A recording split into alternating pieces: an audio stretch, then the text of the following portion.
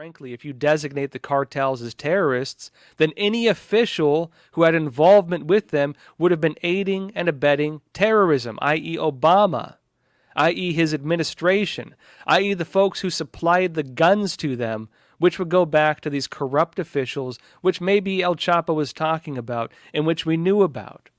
Fast and Furious, right? I mean, frankly, Hezbollah is a terrorist organization. You know, if you want to talk about aiding and abetting terrorism, look no further. Look no further than that one. Now, of course, on the broader picture of this, the Chinese Communist Party is one of the main hands behind the cartels and one of the main hands behind the drug trafficking operations. The Chinese Communist Party, they are the main source of fentanyl, which is killing about 100,000 Americans every single year. They're behind the synthetic drugs. They're behind the precursor chemicals being used in things like methamphetamines. They're the main source of it. They're behind the firearms trafficking. I know the U.S. is blamed for a lot of that, and maybe Obama, but also Norinco, a Chinese arms manufacturer. A lot of the guns the Mexican cartels use are Norinco weapons. The whole narrative that they're using American guns, they're not to write that off, there is part of that. But that was based on the analysis of a single weapons cache. And a lot of media take that analysis from one weapons cache and apply it blanket to the entire operation.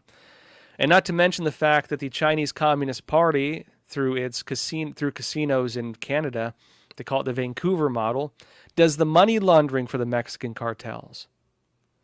And the Canadian government is privy to that as well. Again, they call that the Vancouver model.